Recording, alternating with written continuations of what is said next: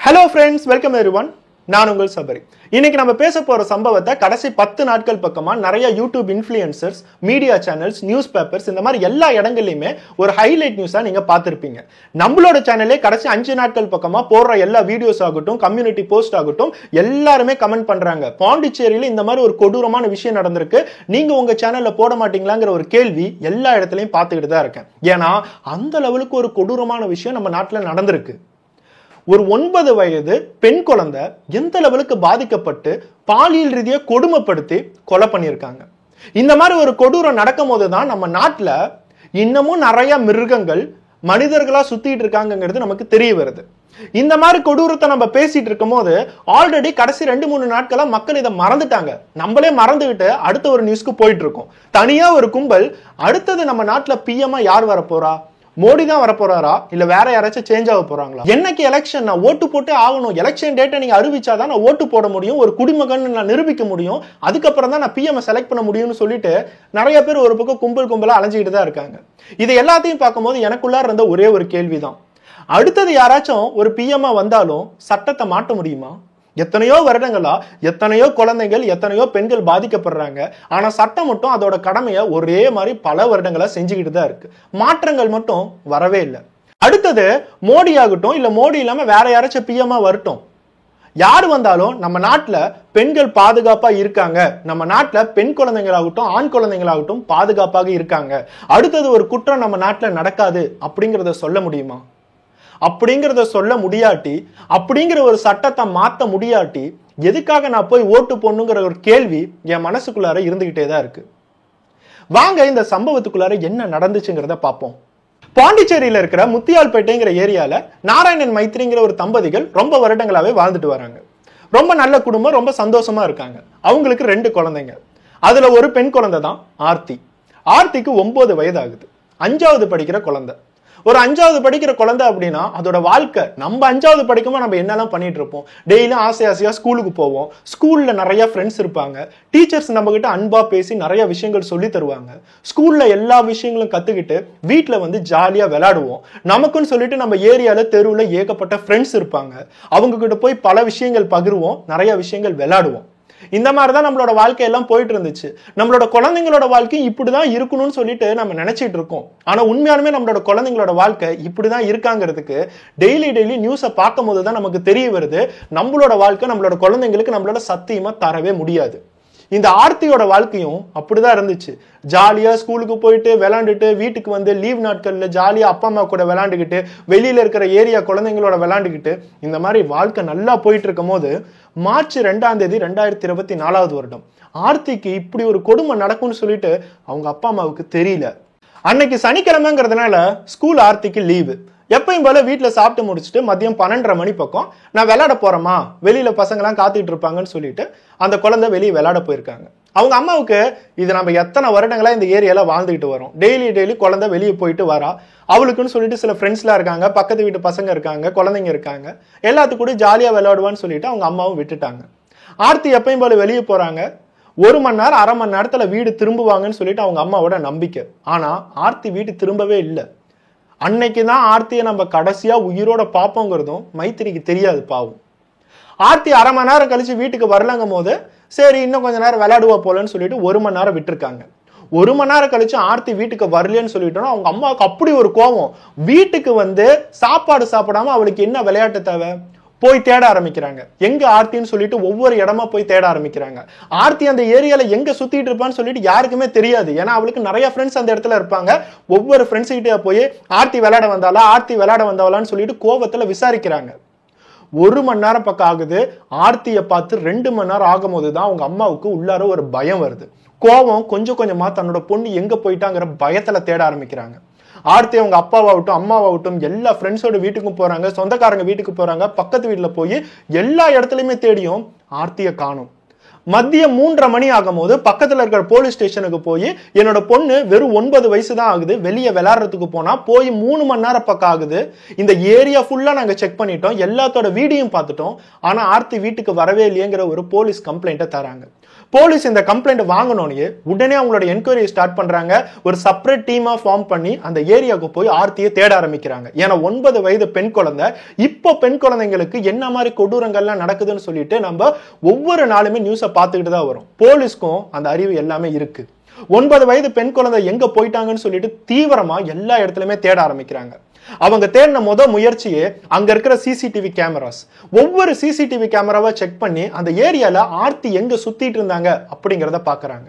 யாராச்சும் ஒருத்தவங்களோட ஆர்த்தியை பாத்தீங்களா? நிறைய பேர் கூட டெய்லி விளையாடுற பொண்ணு தானே, அவங்களோட ஃப்ரெண்ட்ஸ் எல்லாத்தையும் செக் பண்றாங்க. அங்க இருக்கிற சொந்தக்காரங்களாகட்டும், ஆர்த்தி பத்தி தெரிஞ்சவங்க எல்லாத்தையும் செக் பண்ணியும் ஆர்த்தி எங்க போனாங்கிறது மட்டும் தெரியவே இல்லை. சிசிடிவி கேமராஸ்லாம் செக் பண்ணும் போதுதான் அவங்களுக்கு ஒரு முக்கியமான க்ளூவே கிடைச்சிச்சு. ஆர்த்தி வீட்டை விட்டு போனா அடுத்த அரை மணி நேரம் கழிச்சு கரெக்டா 1 மணி பக்கம் சோலை நகர் அப்படிங்கிற ஏரியாவோட சிசிடிவி கேமரால ஆர்த்தியோட போட்டோ பதிவாயிருக்கு. அந்த இடத்துல அந்த சின்ன பொண்ணு நடந்து போயிட்டு இருக்காங்க. அப்பனா போலீஸ்க்கு ஒரு விஷயம் கன்ஃபார்ம் ஆயிடுச்சு. வீட்டு விட்டு போன ஆர்த்தி சோலை நகர் வந்து சேர்ந்திருக்காங்க. சோலை நகர்ல இருந்து எங்க நடந்து போறாங்கன்னு பார்த்தா அடுத்த ஏரியால இருக்கிற கிளிஞ்சல்மேடு அப்படிங்கிற ஏரியாவுக்கு நடந்து போறாங்க. அந்த குழந்தை கிளிஞ்சல்மேடுங்கிற ஏரியாவுக்கு நடந்து போன சிசிடிவி காட்சிகளும் போலீஸ்க்கு தெரிய வருது. ஆனா அந்த கிளிஞ்சல்மேடுக்கு அடுத்ததா இருக்கிற சிசிடிவி கேமரால ஆர்த்தி பதிவாகல. அப்படின்னா ஆர்த்தி இன்னமும் கிளிஞ்சல்மேட்ல தான் இருக்கா. அவளுக்கு என்ன நடந்துச்சு? கிளிஞ்சல்மேட்ல எப்படி அவ காணாம போனோம்? எப்படி ஒரு பொண்ணு அப்படியே மிஸ் ஆக முடியும்? எல்லா இடத்துலயுமே நம்ம சிசிடிவி கேமராஸ் பதிவு பண்ணியிருக்கோம். கிளிஞ்சல்மேட்ல ஆர்த்திக்கு என்ன நடந்துச்சுன்னு சொல்லிட்டு ஒரு போலீஸ் டீமே அந்த ஏரியாவுக்கு போய் ஒவ்வொரு வீடா உள்ளார புந்து தேட ஆரம்பிக்கிறாங்க. அங்க இருக்கிறதுல யார் வேணாலும் குற்றவாளிகளா இருக்கலாம். இது ஒரு கிட்னாப் கேஸ் மாதிரி தான் தெரியுது. ஏன்னா ஆர்த்தியை டோட்டலாவே காணும். இந்நேரம் எங்கேயாச்சும் வழி தெரியாம போயிருந்தா கூட எப்படியாச்சும் நம்ம ஆர்த்தியை கண்டுபிடிச்சிருப்போம்.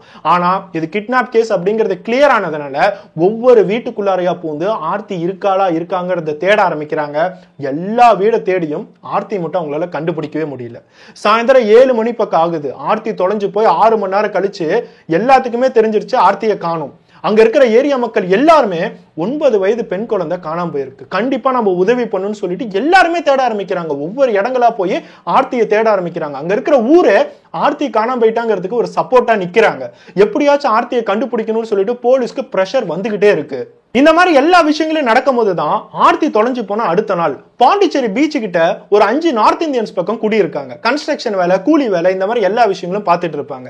நம்மளோட மனசுக்குள்ளார ஏகப்பட்ட குற்றங்கள் நடந்தாலும் ஒரே ஒரு விஷயம் மட்டும் நம்ம நிரந்தரமா நினைச்சுக்கிட்டே இருக்கோம். நார்த் இந்தியால இருந்து நிறைய பேர் மைக்ரேட் ஆகி கன்ஸ்ட்ரக்ஷன் வேலை, கூலி வேலை இந்த மாதிரி வராங்க. அவங்க கஞ்சா இந்த மாதிரி ஏகப்பட்ட விஷயங்கள் எடுத்துக்கிட்டு நிறைய குற்றங்கள் ஈடுபடுறாங்க, திருட்டுல ஈடுபடுறாங்க, நிறைய பெண்களை ரேப் பண்றாங்கன்னு சொல்லிட்டு ரூமர் கிளப்பிக்கிட்டே தான் இருக்காங்க. உண்மையாலுமே நார்த் இந்தியன்ஸ்ல இருந்து அவங்க பஞ்சம் பிழைக்கிறதுக்காக வராங்க. ஒரு 100 பேர் வராங்க அப்படின்னா அதுல 5 பேர் குற்றம் பண்ணாங்க அப்படின்னா மிச்சம் இருக்கிற 95 பேரையும் நம்ம குற்றம் பண்றவங்கன்னு சொல்லிட்டு நினைச்சிடவே கூடாது. ஆனா அந்த இடத்துல அந்த 5 பேர் குற்றங்கள் பண்றதுக்கு வாய்ப்பு இருக்குன்னு சொல்லிட்டு சுத்தி இருக்கிற எல்லா மக்களும் போய் அந்த 5 பேரை அடிக்கவே ஆரம்பிச்சுட்டாங்க. ஆர்த்தி எங்கடான்னு சொல்லிட்டு அவங்க அடிச்சு அவங்களை துன்புறுத்த ஆரம்பிச்சுட்டாங்க. ஏன்னா அந்த 5 பேர் நிறைய குழந்தைங்க கிட்ட பேசிட்டு இருப்பாங்க, சாக்லேட் எல்லாம் கையில தருவாங்கன்னு சொல்லிட்டு நிறைய பேர் ரூமர்ஸ் கிளப்பி விட்டு அந்த 5 பேர் மக்கள் எவ்வளவு சித்திரவதை அனுபவிக்கணுமோ அவ்வளவு சித்திரவதை அனுபவிச்சிருக்காங்க. போலீஸ்க்கு இந்த விஷயங்கள்லாம் தெரிஞ்சோன்னா அந்த 5 பேரையும் அரெஸ்ட் பண்ணி ட்ரீட்மெண்ட் கொடுத்து அவங்களை எல்லாம் விசாரிக்கும் போதுதான் ஆர்த்திக்கும் அந்த 5 பேத்துக்கும் எந்த சம்பந்தமே இல்ல, ஆர்த்தி அந்த பீச் சைடு போகவே இல்லைங்கிறது போலீஸ்க்கு தெரிய வருது. அதுக்கப்புறம் மக்கள்கிட்ட உண்மையானுமே இவங்க 5 பேர் குற்றவாளிகள் இல்ல அப்படிங்கறத தெரிவிச்சு திருப்பி ஆர்த்திக்கு என்ன நடந்துச்சு அப்படிங்கறத யோசிக்க ஆரம்பிச்சாங்க. இந்த மாதிரி சமயத்துல ஒரு 9 வயது பெண் குழந்தை தொலைஞ்சே போயிட்டாங்கிறத நிறைய பேர் மறந்தேட்டாங்க. போலீஸ்க்கும் அடுத்த கேஸ் வந்துகிட்டே தான் இருக்கும்.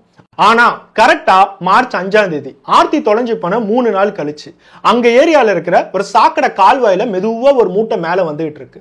அந்த மூட்டை மிதக்கிறத எல்லாருமே கவனிக்கிறாங்க. ஏன்னா அந்த மூட்டையில இருந்து ரொம்ப துர்நாற்றம் அடிக்க ஆரம்பிக்குது. சாக்கடைனாவே துர்நாற்றம் அடிக்கும், ஆனா இந்த மூட்டையில இருந்து தனியா ஒரு வாடை வருது எல்லாத்தாலுமே கவனிக்க முடியுது. எல்லாருமே சந்தேகப்பட்டு பக்கத்துல இருக்க போலீஸ் ஸ்டேஷனுக்கு கம்ப்ளைண்ட் பண்றாங்க. போலீஸ் டீம், ஃபாரன்சிக் டீம் எல்லாமே அந்த இடத்துக்கு வரதுக்கு முன்னாடியே ஆர்த்தியோட அப்பா அம்மா வந்து கண் கலங்கி அந்த இடத்துல நிக்கிறாங்க. அவங்களோட மனசுல இருக்கிற பயத்தை கொஞ்சம் யோசிச்சு பாருங்க. தினம் ஒவ்வொரு இடங்கள்லயுமே கிரைம் நடக்கிறத பார்த்துட்டு தான் இருக்கும். டெட் பாடியை மூட்டைக்குள்ளார போட்டு கார்பேஜுக்குள்ளார தூக்கி போடுறதும், சாக்கடைக்குள்ளார தூக்கி போடுறதும், புதருக்குள்ளார தூக்கி போடுறதும் ஒவ்வொரு நியூஸும் பார்த்து அவங்களோட மனசுல ஒருவேளை நம்மளோட பெண்ணுக்கும் இதுதான் நிலைமையோ அப்படின்னு சொல்லிட்டு அவங்களோட மனசுல ஒரு பயம். அந்த மூட்டையை திறக்கிறதுக்காக வெயிட் பண்ணிட்டு இருக்காங்க. வயிறுல நெருப்ப கட்டிட்டு அலைவாங்கன்னு சொல்லுவாங்க பாத்தீங்களா, அதுதான் இவங்களோட நிலைமை. 9 வயது பெண் குழந்தை 3 நாளைக்கு முன்னாடி தொலைஞ்சு போயிட்டா. அவ எங்க இருக்கா, எப்படி இருக்காங்கிறது ஒண்ணுமே தெரியல. இந்த இடத்துல ஒரு மூட்டை வந்து மிதந்துட்டு இருக்கு. அவங்க என்ன பண்ணுவாங்க? அந்த மூட்டையை திறக்கும் போது சுத்தி இருக்கிற எல்லாத்துக்குமே ஒரு பெரிய அதிர்ச்சி. ஆர்த்தியோட அப்பா அம்மா பார்த்தோன்னா அப்படி கத்தி கதறி அழுகுறாங்க. மூட்டைக்குள்ளார அந்த பிஞ்சு குழந்தையான ஆர்த்தியோட டெட் பாடி, கை கால் வாய் எல்லாமே கட்டப்பட்டு உடம்பு ஃபுல்லா ஏகப்பட்ட காயங்கள். அந்த டெட் பாடியே அழுகிய நிலைமையில தான் கிடைச்சிருக்கு. தண்ணிக்குள்ளாரே, அந்த சாக்கடை தண்ணிக்குள்ளாரே 3 நாட்கள் பக்கம் இருந்ததுனால உடம்பு எல்லாமே உப்பி போய் கிடக்குது. ஒரு அப்பா அம்மா அவங்களோட பிஞ்சு குழந்தைய இப்படிதான் பார்க்கணுமா? இதுமேட்டெல்லாம் நம்ம வாழ்ந்துதான் ஆகணுமா? நம்மளோட குழந்தைக்கு நம்ம ஒரு பாதுகாப்பு கூட கொடுக்க முடியலையே. அந்த மாதிரி ஒரு நாட்டில் தான் இருக்கமா அப்படிங்கிற ஒரு சந்தேகம் அங்க இருக்கிற எல்லா மக்களுக்காகட்டும், பார்க்குற நமக்காகட்டும் எல்லாத்துக்குமே இது வரதான் செய்யுது. இந்த விஷயத்தை கண்டுபிடிச்சோன்னே உடனே அங்க இருக்கிற ஃபாரன்சிக் டீம் ஏதாச்சும் துப்புகள் கிடைக்குதா, ஏதாச்சும் எவிடன்ஸ் கிடைக்குதான்னு சொல்லிட்டு எல்லா இடத்தையுமே செக் பண்றாங்க. அது பேசிக்கா ஒரு சாக்கடை. டெட் பாடியை எப்போ உள்ளார போட்டாங்கிறது அவங்களுக்கு தெரியல. அதனால ஃபாரன்சிக் டீமுக்கு பெருசா எவிடன்ஸ் எதுவுமே கிடைக்கல. அந்த டெட் பாடியை சுத்தி ஒரு பிளாஸ்டிக் கவர் போட்டு சுத்தி இருக்காங்க. அது மட்டும் இல்லாம ஒரு சாக்கு மூட்டை வேற போட்டு சுத்தி இருக்காங்க. எல்லாத்துக்குமே ஒரே ஒரு சந்தேகம் தான், ஒருவேளை இந்த குழந்தை பாலியல் ரீதியா கொடுமைப்படுத்தி யாராச்சும் கொலை பண்ணிருப்பாங்களோ அப்படிங்கிற ஒரு சந்தேகம் எல்லாத்துக்குமே இருக்கு. உடனே அந்த டெட் பாடியை போஸ்ட்மார்ட்டம்க்கு அனுப்பிச்சு விடுறாங்க. அட்டாப்சி 2 மணி நேரம் பக்கம் நடக்குது. அந்த 2 மணி நேரம் அட்டாப்சியை வீடியோ முதற்கொண்டு எடுத்திருக்காங்க. உள்ளுக்குள்ளார எந்த பிரச்சனையும் வரக்கூடாது, யாருமே எவிடன்ஸை கலைச்சிடக்கூடாதுன்னு சொல்லிட்டு அந்த அட்டாப்சியை வீடியோ அட்டாப்சியை வேற பண்ணியிருக்காங்க. அங்க இருக்கிற அட்டாப்சி ரிப்போர்ட் என்ன சொல்லுது அப்படின்னா, இந்த பெண் குழந்தைய கொடூரமா கொலை பண்ணியிருக்காங்க. கழுத்தை நெரிச்சுதான் கொலை பண்ணியிருக்காங்க. அந்த குழந்தையோட உடம்புல ஏகப்பட்ட காயங்கள் இருக்கு. அந்த குழந்தையோட பெண் உறுப்புக்குள்ளார நிறைய காயங்கள் இருக்கு. இந்த குழந்தைக்கு பாலியல் வன்புணர்வு நடந்துச்சா இல்லையா அப்படிங்கிறது எங்களுக்கு தெரியல. ஏன்னா டெட் பாடி 3 நாட்கள் பக்கம் சாக்கடைக்குள்ளாரியே இருந்திருக்கு. இந்த உடம்புல அதனால கூட நிறைய காயங்கள் வந்திருக்கலாம். ஆனா பாலியல் ரீதியா இந்த குழந்தைய துன்புறுத்தி இருக்காங்கிறது ரொம்ப கிளியராகவே தெரிய ஆரம்பிக்குது. இப்போ இது ஒரு மர்டர் கேஸ் அப்படிங்கிறத தாண்டியும் இது ஒரு போக்சோ அப்படிங்கிற சட்டத்துக்குள்ளார வருது. இப்ப யாரு கொலைகாரனா இருப்பா? இந்த குழந்தைக்கு என்ன நடந்துச்சு? ஒரு ஸ்பெஷல் டீம் ஃபார்ம் பண்ணி எல்லாத்தையுமே என்கொயரி பண்ண ஆரம்பிக்கிறாங்க. 3 நாள் கழிச்சு இந்த குழந்தையோட டெட் பாடி வெளியே கிடைக்கும் போதே சுத்தி இருக்கிற மீடியாவுட்டும் அங்க இருக்கிற மக்கள் எல்லாருமே கொந்தளிக்க ஆரம்பிச்சுட்டாங்க. எல்லாருமே ப்ரொட்டஸ்ட் பண்ண ஆரம்பிச்சுட்டாங்க. குழந்தைக்கு என்ன நடந்துச்சு, பாலியல் ரீதியா துன்புறுத்தப்பட்டிருக்காங்க, யாரு குற்றவாளி அப்படிங்கிற ஒரு பிரஷர் போலீஸ்க்கு வர ஆரம்பிச்சிருச்சு. அங்க இருக்கிற சிசிடிவி காட்சிகளை கண்டுபிடிச்ச மாதிரி எல்லா மக்கள்கிட்டயுமே இந்த குழந்தைக்கு என்ன நடந்திருக்கும், ஒவ்வொரு ஏரியாலையும் என்ன மாதிரி குற்றங்கள்லாம் நடக்குது, யார் மேல எல்லாம் டவுட் இருக்குங்கிறத போலீஸ் ஒவ்வொரு இடமா தேடிட்டு இருக்காங்க. அப்போதான் போலீஸ்க்கு அங்க இருக்கிற மக்கள் மூலியமா ஒரு முக்கியமான க்ளூ கிடைக்குது. பாண்டிச்சேரியில இருக்கிற அந்த கிளிஞ்சல்மேடு ஏரியா ஆகட்டும், இல்ல சுத்தி இருக்கிற நிறைய ஏரியாஸ்ல இல்லீகல் ஆக்டிவிட்டிஸ் நிறைய நடந்துட்டு இருக்கு. கஞ்சா வித்திட்டு இருக்காங்க, ட்ரக்ஸ் வித்திட்டு இருக்காங்க. 18-19 வயசு பசங்கலாம் நிறைய பேர் போதை ஏத்திக்கிட்டு எல்லா இடத்துல அலைஞ்சிக்கிட்டு தான் இருக்காங்க. சின்ன குழந்தைங்களாகட்டும், வயசான பொம்பளை ஆகட்டும், பாட்டி ஆகட்டும், யாராலையுமே நடமாட முடியல. எல்லாத்திட்டையுமே அவங்க தகராறு பண்ணிக்கிட்டு தான் இருக்காங்க. இது மூலியமா நிறைய டைம் போலீஸ்க்குலாம் கம்ப்ளைண்ட் கொடுத்தும் நிறைய பேர் வந்து தேடி இருக்காங்க. ஏதாச்சும் குற்றவாளிகள் இருப்பாங்களான்னு பார்த்திருக்காங்க. ஆனா யாராலையும் கண்டுபிடிக்க முடியல. இந்த மாதிரி கம்ப்ளைண்ட் நிறைய ரூமர்ஸ் மாதிரி போலீஸ்க்கு வந்துகிட்டே தான் இருந்துச்சு. அதனால இந்த கிளிஞ்சல்மேட்ல இருக்கிற ஏரியால எந்தெந்த பசங்க மேல இவங்களுக்கு டவுட் இருக்கோ எல்லாத்தையுமே அரெஸ்ட் பண்றாங்க. 18-19 வயசுல இருந்து 25-30 வயசு வரைக்கும் எல்லாத்தையுமே அரெஸ்ட் பண்ணி அவங்களோட ஸ்டைல விசாரிக்க ஆரம்பிக்கிறாங்க. போலீஸ்க்கு வேற வழியே இல்லை. ஒரு பக்கம் பிரஷர் ஏறிக்கிட்டே இருக்கு, இன்னொரு பக்கம் யார் இவங்க எல்லாம் குற்றவாளி அப்படிங்கறதே போலீஸ்க்கு தெரியல. ஆனா யாரோ ஒருத்தவங்க இந்த ஆர்த்தி குழந்தைக்கு சம்பந்தப்படாதவன் தான் வந்து குற்றத்தை செஞ்சிருக்காங்கிறத போலீஸ் கண்டுபிடிச்சிட்டாங்க. சம்பந்தப்பட்டவனா இருந்தா அப்படின்னா பக்கத்து வீட்டுக்காரனா இருப்பான், ரிலேட்டிவா இருப்பான், அவனை ஈஸியா என்ன கண்டுபிடிச்சிருக்கலாம். சம்பந்தமே இல்லாதவன் தான் யாரோ ஒருத்தன் ஆர்த்தியை பிடிச்சிருக்காங்கிறது தெரிய வருது. இந்த பசங்க எல்லாத்தையுமே அவங்களோட ஸ்டைல விசாரிக்கும் போதுதான் 19 வயசான கருணாஸ், இந்த கருணாஸ் அப்படிங்கிற பையனும் அந்த விசாரணையில இருக்கான். போலீஸ் எல்லாத்தையுமே போட்டு அடிக்கும் போது அவனுக்குள்ளார ஒரு பயம். போலீஸ் நம்ம கிட்டையும் விசாரிக்க வருவாங்க, நம்மளே அடிப்பாங்கிற ஒரு மனசுக்குள்ளார பயம். போலீஸ் கிட்ட வரும்போதே அவன் கையில இருந்து ஒரு பிளேட் எடுத்து தரமாரியா கையில கிழிச்சுக்கிறான், கழுத்தில் கிழிச்சுக்கிறான், உடம்புல கிழிச்சுக்கிறான். போலீஸ்க்கு என்ன பண்றதுன்னே தெரியல. கையில இருக்கிற பிளேடை எடுத்துட்டு அவனை போய் ஹாஸ்பிட்டல்ல சேர்த்துறாங்க. ஹாஸ்பிட்டல்ல ட்ரீட்மெண்ட் தராங்க. கை கால் எல்லாத்தையுமே கிழிச்சுக்கிட்டான். ஆனா அவனுக்குள்ள ஒரு வலியே இல்லையா அப்படிங்கிற போலீஸ்க்கு ஒரு சந்தேகம் இருந்துகிட்டே தான் இருக்கு. ஏன்னா எல்லாத்துக்குமே முதல் டைம் கிழிக்கும் போதே வலிக்கும், இன்னொரு டைம் கிழிக்கிறதுக்கு பயப்படுவாங்க. ஆனா இவன் சரமாரியா எல்லா இடத்துலயுமே கிழிக்க ஆரம்பிச்சிட்டான். ஹாஸ்பிட்டல்ல கருணாஸ்க்கு ட்ரீட்மெண்ட் கொடுக்கும்போது தான் ஒரு உண்மையை சொல்றாங்க. இவனோட உடம்புல அளவுக்கு அதிகமா கஞ்சாவை ஏத்திருக்கான். கஞ்சா அப்படிங்கிறது ஒரு விதமான ட்ரக் மாதிரி தான். அதை ரொம்ப அதிகமா ஏத்தனால இவன் ரொம்ப போதையில இருக்கான். அதனாலதான் எவ்வளவு அறுத்தாலும் இவனுக்கு வலியே தெரிய மாட்டேங்குது. அந்த லெவலுக்கு அவன் கஞ்சாவை ஏத்திருக்கான். அவங்கிட்ட போலீஸ் ரொம்ப தீவிரமா விசாரிக்கும் போதுதான் அவன் முக்கியமான ஒரு உண்மையை ஒத்துக்கிட்டான். ஆர்த்திங்கிற 9 வயது பெண் குழந்தைய நான் தான் கொலை பண்ணேன். இதையும் தாண்டி நான் ஒருத்த மட்டும் கொலை பண்ணல, 2 பேர் சேர்ந்து கொலை பண்ணங்கிற உண்மையை போலீஸ்ட ஒத்துக்கிட்டான். இவன் 19 வயது பையனான கருணாஸ் ஒரு கஞ்சா அடிக்ட். ஓகே, இவன் வந்து அந்த குழந்தைய கொலை பண்ணியிருக்கான். இன்னொருத்தவன் யாரு? இன்னொருத்தவனும் 18-19 வயசு பையனா, அவனும் கஞ்சா அடிச்சிருப்பானா, அதனாலதான் கொலை பண்ணியிருக்கானா, 2 பேரும் சேர்ந்து கொலை பண்ணிட்டாங்களா அப்படிங்கிற ஒரு டவுட் போலீஸ்க்கு இருந்துகிட்டே தான் இருந்துச்சு. ஆனா அவங்க எதிர்பார்க்காத மாதிரி 2வது குற்றவாளியோட வயது 59. ஒரு 59 வயது உடையவரை நம்ம என்னன்னு சொல்லுவோம், ஒரு பெரிய மனுஷன். 60 வயசு ஆயிடுச்சுனாவே ஒரு சீனியர் சிட்டிசன் சொல்ல மாட்டோம். அந்த 59 வயது உடையவரோட பேரு விவேகானந்தன். விவேகானந்தன் பேர் வைக்கும் போதே நினைச்சு பாருங்க, அது எவ்வளவு ஒரு புனிதமான பேருன்னு.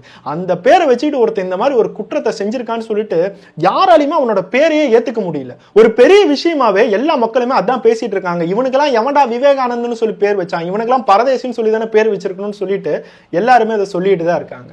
போலீஸ் டீடைல்டா கருணாஸை விசாரிக்கும் போதுதான் எல்லா உண்மைகளுமே ஒவ்வொரு விஷயமா வெளியே வந்துச்சு.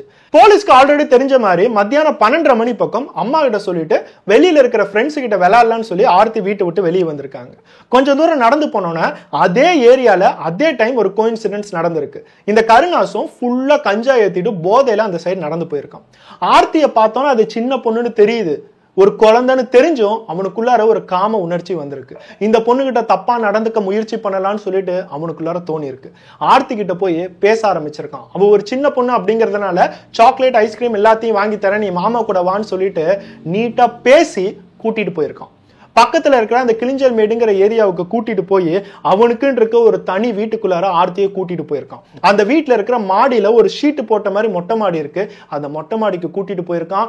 ஆர்த்தி கிட்ட தப்பா நடக்க முயற்சி பண்ணியிருக்கான். அந்த குழந்தைக்கு இந்த மாமா என்ன நம்ம கிட்ட பண்றாரு அப்படிங்கிறது தெரியல. அந்த குழந்தைக்கு ஒண்ணுமே தெரியாது.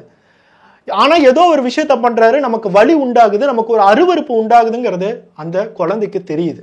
உடனே மாமா எனக்கு சாக்லேட் வேணாம், ஐஸ்கிரீம் வேணாம், என்னை விட்டுருங்க விட்டுருங்கன்னு சொல்லிட்டு அந்த குழந்தை ஓட ஆரம்பிக்குது. ஆனா திருப்பி அந்த குழந்தைய பிடிச்சி இவன் தப்பா நடந்துக்கிறதுக்கு முயற்சி பண்றான். இந்த மாதிரி விஷயம் நடக்கும் போதுதான் அந்த வீட்டுல இருக்கிற இன்னொரு நபர் 59 வயதுடைய விவேகானந்தன் அந்த இடத்துக்கு வந்தாரு. வந்து இவன் கிட்ட சண்டை போட ஆரம்பிச்சாரு. பொதுவா போலீஸ் ஆகட்டும் எல்லாருமே ஒரு 59 வயதுடைய சண்டை போட வந்திருக்காரு அப்படின்னா எதுக்குறா இந்த குழந்தை இந்த மாதிரி துன்புறுத்துற, விட்டுறா அப்படின்னு சொல்லிட்டு சண்டை போடுவாருன்னு தான் நினைப்போம். ஆனா அந்த இடத்துல அது நினைக்கல. விவேகானந்தன் அந்த இடத்துல சண்டை போட்டது, நான் தான் ஃபர்ஸ்ட் அந்த குழந்தைய அனுபவிப்பேன், அதுக்கப்புறம் நீ அனுபவிச்சுக்கோன்னு சொல்லிட்டு கேடு கட்டமா சண்டை போட்டிருக்கான். இவங்க 2 பேருமே கஞ்சா அடிக்கிறதுல ஒரு பார்ட்னர்ஸ். டெய்லி கருணாஸ் அந்த இடத்துக்கு தான் கஞ்சா கொண்டுட்டு வருவான். 2 பேரும் சேர்ந்து தான் கஞ்சா அடிப்பாங்க. அதனால விவேகானந்தும் ஃபுல்லான போதையில நான் தான் அந்த குழந்தைய அனுபவிப்பேன் சொல்லிட்டு 2 பேரும் சண்டை போட்டிருக்காங்க. இவங்க 2 பேரும் நம்ம கிட்ட ஏதோ தப்பு பண்ண போறாங்கிறது அந்த குழந்தைக்கு தெரிஞ்சிருக்கு. உடனே அது கத்த ஆரம்பிச்சிருக்கு. கத்த ஆரம்பிச்சோடனே இவங்க 2 பேருமே சேர்ந்து அந்த குழந்தையை போட்டு அடிச்சிருக்காங்க. அந்த குழந்தைய துன்புறுத்த ஆரம்பிச்சிருக்காங்க. அடிக்கும் போதே அந்த குழந்தை மயங்கி விழுந்துருச்சு. அந்த குழந்தைய என்னதான் நம்ம பாலியல் ரீதியா துன்புறுத்தாலும் அந்த குழந்தை கோஆபரேட் பண்ணல, கத்த ஆரம்பிக்குது. அதனால அந்த குழந்தைய அடிச்சு மயக்கம் போட வச்சு ஒரு வேட்டி கொண்டுட்டு வந்து கழுத்தை நடிச்சு அந்த குழந்தைய கொலையே பண்ணிட்டாங்க. கொலை பண்ணதுக்கு அப்புறம் அதே வேட்டியை வச்சு கை காலு வாய் எல்லாத்தையுமே கட்டி ஒரு மூட்டைக்குள்ளார போட்டு பிளாஸ்டிக் பேக்கால நல்லா சுத்தி அதுக்கு மேல ஒரு சாக்கு மூட்டையை போட்டு கட்டி அந்த வீட்டோட ஓரமா வச்சிருக்காங்க. இவங்க 2 பேரும் அந்த டெட் பாடியை வீட்டோட ஓரமா வச்சுட்டு எப்பயும் போல வெளியே போயிருக்காங்க. ஆர்த்தியை யாரெல்லாம் தேடுறாங்க, அடுத்தது என்ன நடக்குது, போலீஸ் உள்ளார வந்துட்டாங்க, ஆர்த்தி எல்லாரும் தேடுறாங்க, மக்கள் எல்லாம் கொந்தளிக்கிறாங்கிறதே இவங்க 2 பேத்துக்கு தெரிய வருது. போலீஸ் பக்கத்திலேயே இருந்து முக்கியமா நாங்க ஆர்த்தியை தேடுறோம், ஆர்த்தியை கண்டுபிடிச்சே ஆகணுங்கிற குரல் கொடுத்தது இவங்க 2 பேர். எல்லாத்தையுமே ஏமாத்தி ஒவ்வொரு இடங்களா நாங்க குழந்தைய தேடுறோம்னு சொல்லிட்டு சொன்னது இவங்க 2 பேர். எல்லாருமே இவங்க 2 பேர்த்த நம்பினாங்க. மார்ச் 2ஆம் தேதி ஆர்த்தி தொலைஞ்சு போன அதே நாள் நைட்டு 9 மணி பக்கம் போலீஸும் தேடுறதெல்லாம் நிப்பாட்டிட்டாங்க, மக்களும் தேடுறதெல்லாம் நிப்பாட்டிட்டாங்க, எல்லாம் தூங்க போயிட்டாங்கன்னு தெரிஞ்சோன்னே அந்த வீட்டுல இருக்கிற டெட் பாடியோட மூட்டை அப்படியே கொண்டுட்டு வந்து இந்த சாக்கடை கால்வாயில போட்டிருக்காங்க. அன்னைக்கு இருந்த வெயிட்னால அந்த மூட்டை அப்படியே கீழே போயிடுச்சு. மூட்டை கீழே போனதுனால நாங்க 2 பேரும் சந்தோஷமா இருந்தோம். மூட்டை மேல வரல, அதனால டெட் பாடியை யாராலையும் கண்டுபிடிக்க முடியாது அப்படிங்கிற ஒரு தைரியத்துல இருந்தாங்க. அடுத்த நாள் 5 நார்த் இந்தியன்ஸ் மேல எல்லா பழியும் போயிடுச்சு. அந்த நார்த் இந்தியன்ஸ் எல்லாம் குற்றவாளி ஆக்கிடுவாங்கன்னு சொல்லிட்டு நாங்க ரொம்ப சந்தோஷப்பட்டோம். ஆனா கடைசியா அந்த 5 நார்த் இந்தியன்ஸ் தப்பிச்சிட்டாங்க. போலீஸ் ஃபர்தரா விசாரிக்க ஆரம்பிச்சாங்க. இந்த மாதிரி சமயத்துல டெட் பாடி அந்த சாக்கடையில கொஞ்சம் கொஞ்சமா மேல வரும்னு சொல்லிட்டு நாங்க நினைக்கவே இல்லை. அந்த டெட் பாடி கிடைச்சோனையே இவங்க 2 பேத்துக்கும் புரிஞ்சு போயிடுச்சு, போலீஸ் கண்டிப்பா நம்ம பக்கத்துல சீக்கிரமா வந்துருவாங்கன்னு. இவங்களுக்குள்ள இருக்க கஞ்சா போதையை ஏத்துக்கிட்டே இருந்தாங்க, எப்படியாச்சும் தப்பிக்கணும்னு சொல்லிட்டு நினைச்சுக்கிட்டே இருந்தாங்க. ஆனா எப்போ கருணாஸை போலீஸ் அரெஸ்ட் பண்ணாங்களோ அப்பவே எல்லா விஷயங்களும் முடிஞ்சிருச்சு. போலீஸோட என்கொயரியில இவங்க 2 பேர் சொல்ற உண்மையை பொறுத்து இந்த கருணாஸ் அப்படிங்கிற 19 வயசு பையன் எப்பயுமே கஞ்சா அடிச்சுட்டு போதையில தான் இருப்பான். அந்த போதையில அந்த குழந்தைய பார்த்திருக்கான், குழந்தைய கடத்திருக்கான், பாலியல் கொடுமை செய்யணும்னு நினைச்சிருக்கான். அந்த கொடுமையை செஞ்சிட்டு இருக்கும் போதுதான் 59 வயதுடைய விவேகானந்த் உள்ளார வந்திருக்கான். இவங்க 2 பேருக்கு சண்டை நடந்திருக்கு. அந்த குழந்தை பார்த்து பயந்து கத்திருக்கு. உடனே இவங்க 2 பேரும் சேர்ந்து அடிச்சு பாலியல் கொடுமை பண்ணி கொலையும் பண்ணியிருக்காங்க. கழுத்தை நெரிச்சு கொலை பண்ணியிருக்காங்க. இந்த மாதிரி விஷயங்கள்லாம் கேட்கும் போது அந்த குழந்தை என்ன தப்பு செஞ்சுச்சு? அந்த குழந்தை ஒரு பெண் குழந்தையா பிறந்ததுதான் அது செஞ்ச தப்பா? அந்த குழந்தை வெளியே விளையாட வந்ததா அது செஞ்ச ஒரு தப்பா? அந்த குழந்தையோட அப்பா அம்மா ஆகட்டும், போலீஸ் ஸ்டேஷன்ல எல்லாருமே கேட்கறவங்களாகட்டும், சொல்ற நானாகட்டும், கேட்கிற நீங்களாகட்டும், அந்த குழந்தைய நினைக்கும் போது அந்த குழந்தை அதோட கடைசி நிமிஷத்துல அனுபவிச்ச ஒரு கொடுமையை நினைக்கும் போது நம்ம எல்லாத்துக்குமே கண்கலங்க தான் செய்யுது. அந்த குழந்தையோட சாவுல கூட அந்த குழந்தைக்கு அந்த 2 நாய்ங்க கஷ்டத்தை கொடுத்தாங்க பாத்தீங்களா? இந்த மாதிரி நாய்ங்களாம் இந்த உலகத்துல வாழ்ந்துதான் ஆகணுமா? மனிதனுங்கிற பேர்ல எத்தனை மிருகங்கள் சுத்திட்டு இருக்காங்க. இந்த மிருகங்கள் எல்லாம் வாழ்ந்துதான் ஆகணுமா? இந்த மிருகங்களை ஜெயில போட்டு அதுக்கு சோறு போட்டு வளர்த்தி அது சாவர வரைக்கும் நம்ம வளர்த்திக்கிட்டு தான் இருக்கணுமா? இந்த மாதிரி தலையெழுத்துடைய ஒரு நாட்டில தான் நம்ம வாழ்ந்துட்டு இருக்கோமா? அந்த நாட்டுக்கு தான் அடுத்தது யாரு பிஎம்ஆ வர போறாங்க? பிஎம்ஆ வந்து என்ன பாதுகாப்பு கொடுக்க போறாங்க? நம்ம நாட்டுல பெண்களாகட்டும் குழந்தைங்களாகட்டும் என்ன பாதுகாப்பு இருக்கு அப்படிங்கிற ஒரு கேள்வி எனக்குள்ளார வந்துகிட்டு தான் இருக்கு. போலீஸோட என்கொயரியில இவங்க 2 பேர் சொன்ன உண்மையை வச்சு சார்ஜ் ஷீட் ஃபைல் பண்ணி கோர்ட்ல போய் நிக்க வச்சிருக்காங்க. இவங்க மேல செக்ஷன் 302, மர்டருக்கான செக்ஷன் 342, அந்த குழந்தையை கிட்னாப் பண்றதுக்கான செக்ஷன் 363, அதே குழந்தைய வலுக்கட்டாயமா ஒரு ரூம்ல அடைச்சு வைக்கிறதுக்கான செக்ஷன், இதெல்லாம் தாண்டி 201 எவிடன்ஸை கலைச்சிட்டாங்க, அதுக்கான செக்ஷன், போக்சோ, இது ஒரு குழந்தை சைல்டு செக்ஷுவல் அபியூஸ்க்கான கேஸ், அதனால போக்சோ, இது எல்லாத்தையும் தாண்டி ஆர்த்திங்கிற ஒரு குழந்தை எஸ்சி எஸ்டி கேட்டகரியை சேர்ந்த ஒரு குழந்தை, அந்த ட்ரைபல் கம்யூனிட்டியவே வந்து பாதிக்கிற மாதிரி இவங்க ஒரு பாதிப்பு உண்டாக்கி அதுக்கான எக்ஸ்ட்ரா செக்ஷன்ஸ் எல்லாமே ஆட் ஆகும். இத்தனை செக்ஷனையும் நான் உங்ககிட்ட சொன்னாலும் மேக்சிமம் இவங்களுக்கு கிடைக்க போற தண்டனை ஆயுள் தண்டனை. இவங்க ஆயுள் முடிகிற வரைக்கும் ஜெயில இவங்களுக்கு சோறு போட்டு வளர்க்கணும். அங்கேயும் இவங்க கஞ்சா கிடைச்சிச்சு அப்படின்னா கஞ்சா எடுத்து அடிச்சிட்டு இருப்பாங்க. இவ்வளவுதான் விஷயம். கோபமான ஒரு ஜட்ஜா இருந்தாங்க அப்படின்னா அவங்களுக்கு இருக்கிற ஒரு உணர்ச்சியில இவங்களுக்கு மரண தண்டனையை தருவாங்க. அதுக்கப்புறம் கூட இவங்க ஹைகோர்ட்டுக்கு போய் அந்த மரண தண்டனையை ஆயுள் தண்டனையை மாத்திக்கிறதுக்கு வாய்ப்புகள் இருக்கு. எத்தனையோ பேத்துக்கு மரண தண்டனை கொடுத்தோம், அதை நிறைவேற்ற முடியல. கடைசியா வந்து இவங்களோட நல்லடக்கம், நம்ம நாடு வந்து ஒரு டெமோக்ராட்டிக் கண்ட்ரி, அடுத்தவங்களை கொல்லணுங்கிறது நம்மளோட நோக்கம் இல்லைன்னு சொல்லிட்டு அந்த தூக்கு தண்டனை ஆயுள் தண்டனையா மாத்திருவாங்க. கடைசியா இவங்களுக்கு வயசான காலத்துல பெரோல்ல கூட விடுறதுக்கு வாய்ப்புகள் இருக்கு. இப்படிதான் நம்ம நாட்டோட சட்டமே இருக்கு. இந்த வீடியோ பார்த்துட்டு இருக்க எல்லாருக்குமே எனக்காகட்டும் உங்களுக்காகட்டும் இந்த மிருகங்கள் மேல கோபம் இருந்துகிட்டே தான் இருக்கும். இவங்களுக்கு எல்லாம் என்ன மாதிரி தண்டனை கொடுத்தா சரியா வருங்கிறத கண்டிப்பா கமெண்ட் பண்ணுங்க. நிறைய பேர் இந்த மாதிரி குற்றங்களை ஈடுபடுறவங்களுக்கு ஆண்மையை நீக்கிடணும், கல்லால் அடிச்சு கொலை பண்ணணும், தூக்குல போடணும், சவுதி அரேபியா மாதிரி தலையை வெட்டணும், இந்த மாதிரி நிறைய கமெண்ட் பண்ணியிருக்காங்க. என்ன மாதிரி தண்டனை கொடுத்தா அடுத்தது இந்த மாதிரி ஒரு குற்றம் நடக்காது, அந்த மாதிரி தண்டனையை கண்டிப்பா கமெண்ட் பண்ணுங்க. எத்தனையோ வருடங்களுக்கு முன்னாடி ஒரு பெண் குழந்தை பிறந்துச்சு அப்படின்னா அந்த குழந்தை வயதுக்கு வந்ததுக்கு அப்புறம் தான் அதை பாதுகாப்பா பார்த்துக்கணும், ஒழுக்கமா வச்சிருக்கணும், இந்த மாதிரி நிறைய விஷயங்கள் சொல்லிக்கிட்டே இருப்பாங்க. ஆனா இப்ப எல்லாம் ஒரு பெண் குழந்தை கையில வந்தாவே அதை நம்ம பாதுகாப்பா தான் வச்சுக்கணும். அந்த லெவலுக்கு ஒரு காலகட்டத்திலையும் அந்த மாதிரி ஒரு பாதுகாப்பான நாட்டிலையும் இருக்கோங்கிறது தான் என்னோட நம்பிக்கை. இதெல்லாம் தாண்டி ஆண் குழந்தைங்களுக்கும் இந்த மாதிரி செக்ஷுவல் அபியூஸ் நடந்துகிட்டு தான் இருக்கு. நிறைய பேர் அந்த ஒரு டிராமாவோட குழந்தைங்களா வாழ்ந்துகிட்டு தான் இருக்காங்க. தயவு செய்து நீங்க ஒரு அப்பா அம்மாவா இருந்தா உங்களோட குழந்தைங்களுக்கு எல்லா விஷயங்களுமே டீட்டெயிலா சொல்லித்தாங்க. எவன் எங்கெங்க தொடுவான், உன்னை எங்கெங்க தொட்டான்னு என்கிட்ட வந்து சொல்லணும், என்னென்ன பண்ணா பப்ளிக்ல கத்தணும், என்னென்ன பண்ணா அங்க இருந்து ஓடி வரணும், இந்த மாதிரி எல்லா விஷயங்களும் டீட்டெயிலா சொல்லுங்க. இந்த எல்லா விஷயங்களும் டீட்டெயில்டா இந்த காலகட்டத்தில் நம்ம சொல்ல வேண்டிய தேவை இருந்துகிட்டு தான் இருக்கு. நிறைய பேர் அவங்கவுங்க குழந்தைங்களுக்கு சொல்லி தராததுனாலதான் சாக்லேட் ஆகட்டும், ஐஸ்கிரீம் ஆகட்டும், மாமா தராருன்னு சொல்லி போய் அவங்களுக்கு நடக்கிற டிராமாவை பாருங்க, நிறைய பேர் ஆர்த்தி மாதிரி உயிரையே விட்டுறாங்க.